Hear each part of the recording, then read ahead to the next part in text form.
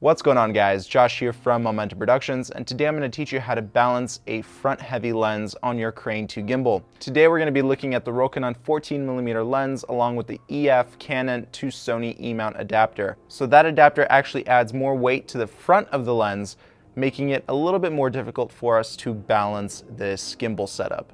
However, if you're using a different type of lens, still watch this video because there are a few different tips that you need to know. Also, at the end of this video, I'm going to be attempting to balance the 70-200 G Master from Sony on my Sony a7S. So make sure you stick around for that. Without further ado, let's get started. So we're going to start off by removing the quick release plate here. All right, so that quick release plate is out of there. Then we're going to mount it onto our A7. And the trick is to mount the quick release plate in a way so that the camera is actually on the back of the plate. Since we have a very front heavy lens, we want to have more leeway in balancing. And by mounting the camera towards the back of the quick release plate, we were going to have a much better balancing experience. Make sure it's good and tight. I'm using a penny here to help me out with tightening. And don't forget to either remove your lens support or keep it on. It's all up to you. All right, now we can mount it onto our Crane 2. Simply slide it on. Don't forget that there are arrows on the quick release plate that tell you which way you're supposed to slide the quick release plate back into its system. Okay, tighten it up. Now let's begin the balancing process. As you see here, this thing is not balanced at all. So what I first like to do is balance the tilt axis. So the easiest way to do this is to actually first look at this adjustment here. This is another tilt adjustment. It pushes the whole mounting system up, or it can push it down. I notice that it's way too high up. No camera should be this high up. So I right away know to lower this down. This will allow us to have much more accuracy during the balancing process. Then we can go ahead and tighten that up. So now let's go ahead and mess with the placement of the quick release plate. Now if I let the camera go on its own, you can notice that it wants to lean towards the back. If it was front heavy, it would be pointing towards the front, but since it's back heavy, it's pointing towards the back. So how do we compensate for that? We want to push the whole camera forward to allow us to compensate for that back heaviness. So I'm going to loosen up the tensioner here for the quick release plate, and I right away know to push the quick release plate up or forward. As you can see here, just that simple move, it's perfect. Feel free to use one of your hands to help you out with propping up the other axis if they're not balanced properly. All right, this will help you isolate each individual axis and allow you to have a much better balancing experience. Next, I want to talk about the roll. Here is the roll. That is our roll axis. All right.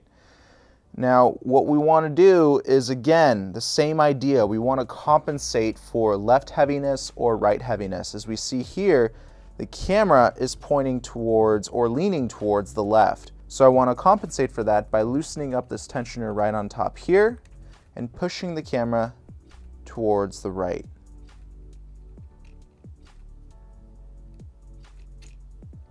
Okay, as you can see here, it doesn't want to lean towards the left as much anymore, so we're doing the right thing. So continue pushing it. That was way too far. As we see now, it's leaning towards the right way too much.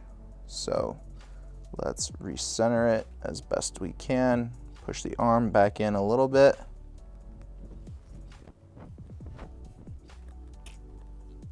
Okay, that wasn't enough. It still leans over. We want it to be perfectly in the center. Look at that. Perfect. Now we can lock it up. Now if you look around, you'll notice that we have different rulers engraved on the metal here. So if you balance your camera, make sure you remember those markings to help you out with a future balance. If you notice here, I left the lens cap on just so I can add more weight to the front of the lens to show you how it's like balancing a very front heavy lens. Okay, so we took care of the tilt for the most part. We took care of the roll. Now, we had another adjustment that I was mentioning earlier regarding the tilt to some extent, and that is lifting the whole mounting system either up or down. This is another extremely important balance that we have to get right, otherwise your whole system just won't operate properly. When I point the camera in any direction, I'm supposed to let go of my hands and the camera's supposed to stay fixed at that position. As you see right here, it's not staying at that fixed position. So I know that this adjustment is not properly set. So what do? Well, it's a trial and error process, guys. Just like this whole entire video, it's just trial and error. I haven't balanced this setup ever, so I'm just working with what I have here. So I pushed the plate up a little bit. Let's see what happens when I point the camera up. Whoa, wants to swing back. So I know that I pushed the plate up way too high. So let's see what happens when I lower it.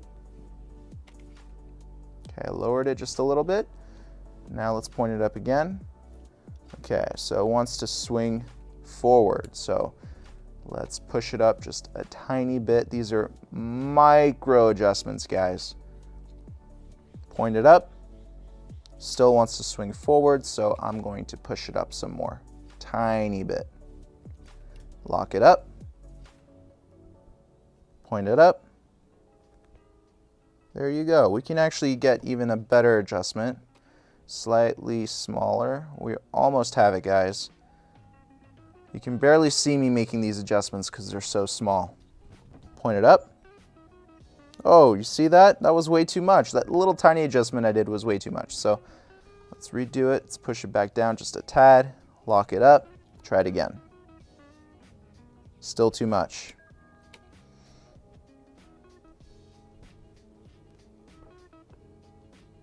Perfect. There we go. It's pointing down. It's pointing up. Excellent. We have our roll adjusted and we have our tilt adjusted. Our last and final adjustment is the pan adjustment. So what we want to do is pick up our gimbal and lean it to the side. And as you can see here, it swings around. We want this gimbal not to swing around, so we have to mess around with this pan adjustment here. Again, it's a trial and error process. I can't tell you exactly what you need to do to your specific camera setup. You have to just mess around with it as best you can and use the trial and error process. I'm going to try and push this whole pan adjustment towards the back and then lock it up. And let me just tilt over the gimbal and see what happens. Okay, it swings, but not as much. You want to take note of the gimbal's movements whenever you lift it up like that. Is it swinging more to the right, more to the left? Is it slowing down in its swing? Is it speeding up? Take note of those movements. Pick up the gimbal, try it again. All right, still swings over to the right, but less of it.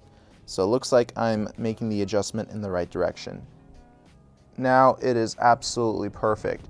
Now, why should you care about the pan adjustment? Well, if you're using features like the POV mode, if you don't have the pan axis properly adjusted, your motors aren't going to be able to compensate for such a properly imbalanced gimbal. So make sure your pan axis is properly balanced, otherwise POV mode will not work. Alright, this is the moment that you guys have been waiting for. Since my last video got over 100 likes, I knew that I had to balance or at least mount this massive lens, the 70-200 G Master from Sony, on the Crane 2 gimbal. Let's see if we can do it.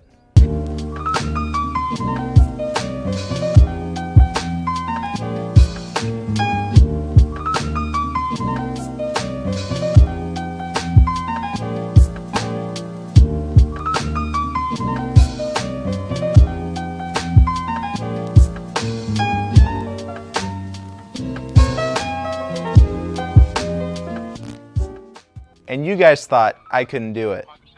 Well, in all fairness, it's not properly balanced. However, the Crane 2's motors are powerful enough to compensate for any of those massive weight changes. So it can definitely hold the 70-200 G Master from Sony. Keep in mind that if you ever do want to try a ridiculous setup like this, you do have to keep your motor strength settings at high. Also, don't forget that the clearance of this setup is very minimal, so you're gonna have a tough time shooting with this lens. Alright guys, well that's how I balance my Crane 2 gimbal, especially when using a front heavy lens. Definitely write down some of the tips that were mentioned in this video because I'm sure they are going to help you drastically. Also, if you're interested in purchasing a gimbal like this, go ahead and check out the link for it in the description box below. And don't forget to give this video a big like, share it with your friends, and subscribe to my channel with notifications on. I can't wait to see what you create, and I'll talk to you soon. Bye-bye.